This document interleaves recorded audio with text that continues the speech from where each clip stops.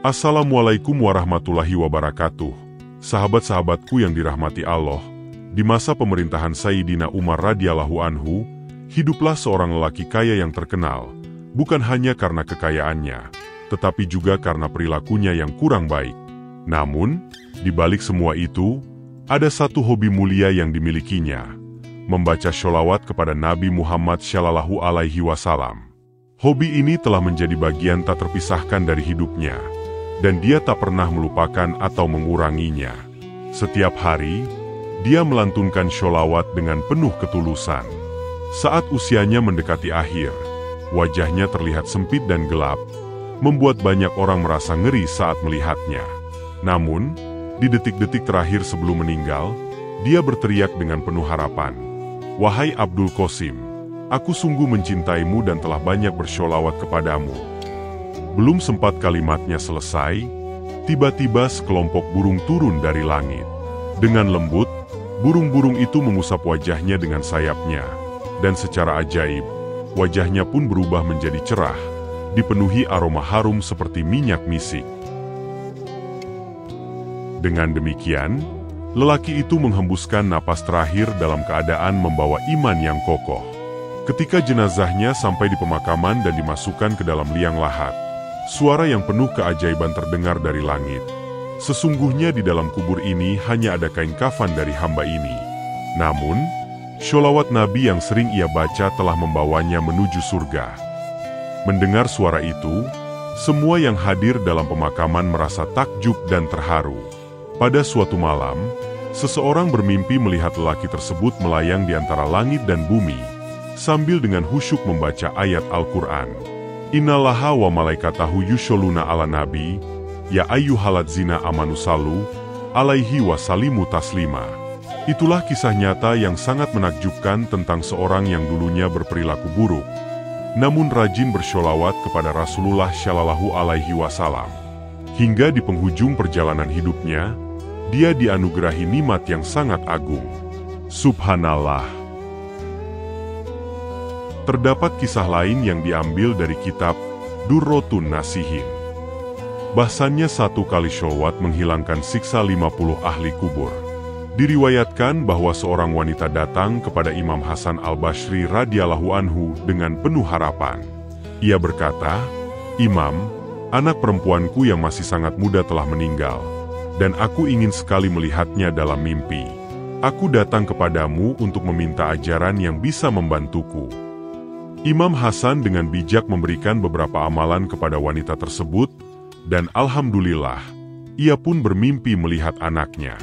Namun, dalam mimpinya, ia melihat sang anak terikat dan tersiksa. Wanita itu menceritakan keadaan tersebut kepada Imam Hasan, yang kemudian merasa sedih mendengar kabar itu. Beberapa waktu kemudian, Imam Hasan bermimpi melihat anak perempuan itu di dalam surga, dengan mahkota yang indah di atas kepalanya. Sang anak berkata kepada Imam Hasan, "Hai Imam Hasan, tidakkah engkau mengenaliku? Aku adalah anak dari perempuan yang datang kepadamu sebelumnya." Imam Hasan bertanya, "Apa yang membuatmu berada dalam keadaan seperti ini, padahal ibumu menceritakan hal yang berbeda?" Dia menjawab, "Ada seorang laki-laki yang lewat di atas kuburan kami, membaca sholawat kepada Rasulullah Shallallahu Alaihi Wasallam sekali. Di dalam kubur itu ada 55 orang yang sedang disiksa. Lalu, malaikat berseru, 'Hilangkanlah siksaan dari mereka berkat bacaan sholawat laki-laki ini.' Berkat sholawat tersebut, mereka mendapatkan ampunan, termasuk diriku." Bayangkan betapa luar biasanya. Satu bacaan sholawat kepada Rasulullah Shallallahu Alaihi Wasallam mampu menghilangkan siksaan kubur bagi 50 orang. Apalagi jika dibaca berkali-kali.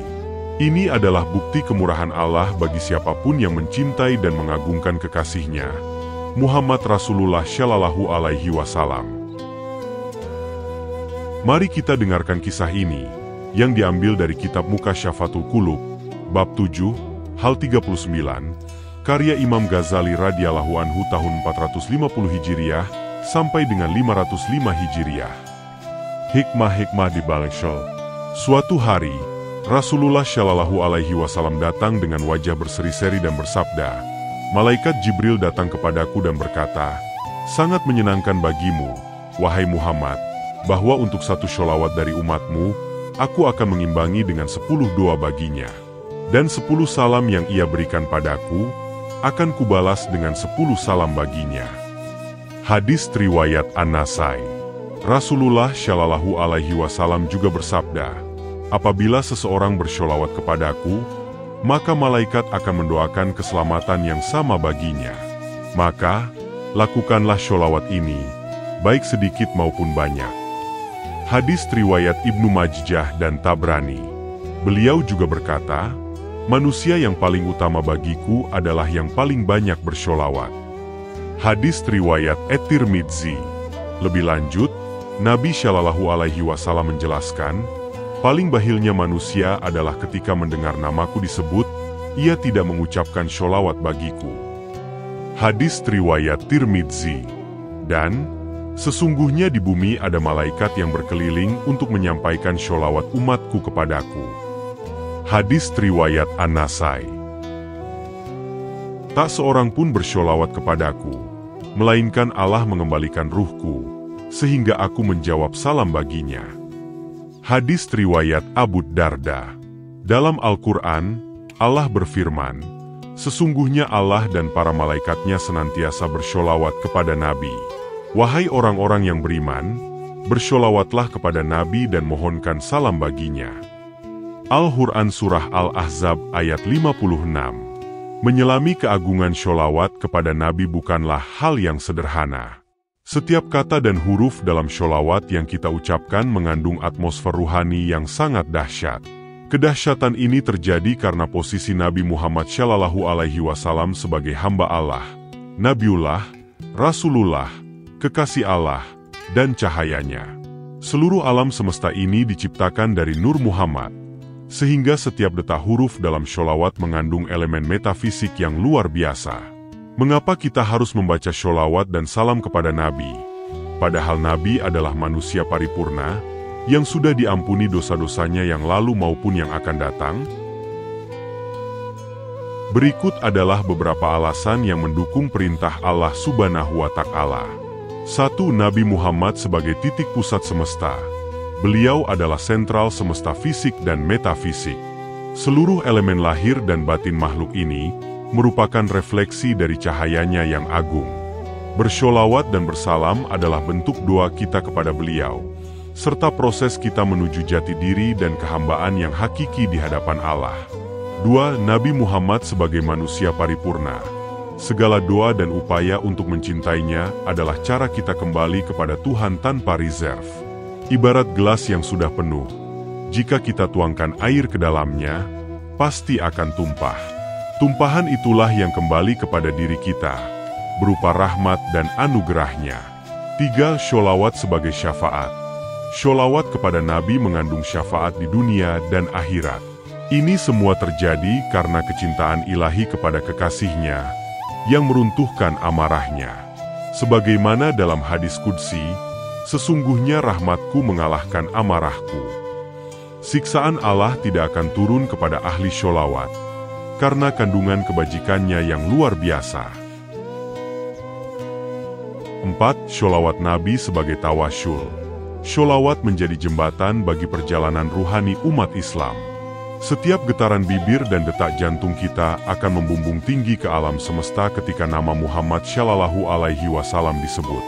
Oleh karena itu, bagi mereka yang ingin mendekat kepada Allah, wusul, sholawat berperan sebagai pendamping setia. Keparipurnaan Nabi menjadi jaminan bagi siapapun yang hendak bertemu dengan Yang Maha Paripurna.